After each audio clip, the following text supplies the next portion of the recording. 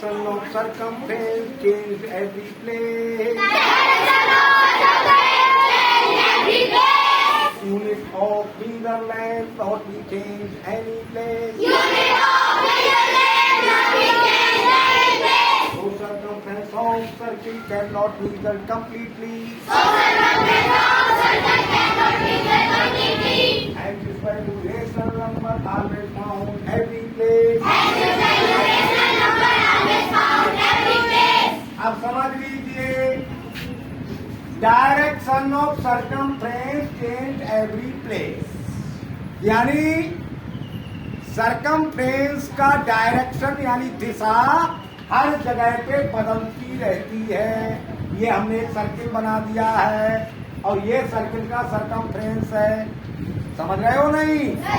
तो ये सर्कमफ्रेंस की जो डायरेक्शन है वो हर जगह बदलती हुई जाती है, लेकिन जो हम लेंथ की नाप करते हैं, जो हम लेंथ को नापते हैं, उसकी जो यूनिट है मीटर सेंटीमीटर जो कुछ भी, वो उसकी डायरेक्शन चेंज नहीं होती। यानी सर्कमफ्रेंस की डायरेक्शन हर जगह पर चेंज होती रहती है, लेकिन लेंथ को नापने वाली यूनिट की डायरेक्शन चेंज, इसलिए हम सर्कमफ्रेंस को कंप्लीटली नाप नहीं सकते।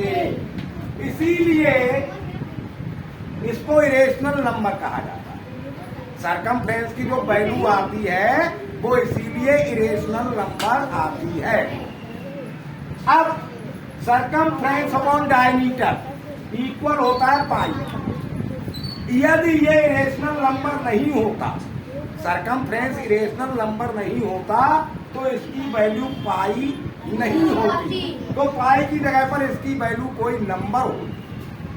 अच्छा, तो सर्कमफ्रेंस इरेशनल नंबर है, हमने सिद्ध कर दिया, प्रूव कर दिया, क्योंकि इसकी डायरेक्शन हर जगह बदली हुई रहती है और यूनिट की डायरेक्शन बदली हुई नहीं रहती।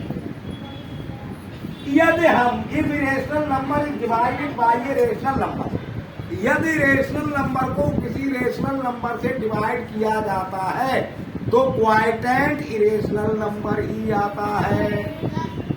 इसलिए पाई एक इरेशनल नंबर, क्योंकि क्वाइटेंट इरेशनल नंबर होता है, इसलिए पाई भी इरेशनल नंबर है। और इसकी वैल्यू नियरेस्ट वैल्यू है 22/6। पाई की नियरेस्ट वैल्यू कितनी है? हाँ, फिक्स्ड वैल्यू नहीं है, यानी ओरिजिनल वैल्यू नहीं है। ओरिजिनल वैल्यू पता नहीं कितनी होती है सर्कमफ्रेंस अपॉन डायमीटर की, इसीलिए उसे पाई लिखा जाता है। अगर 22/7 होती तो पाई नहीं लिखा जाता, तो 22/7 ही लिखा जाता। समझ गए रेशनल नंबर? ये बेस्ट एग्जाम्पल है रेशनल नंबर का, पाई। अब थोड़े से सवाल करो।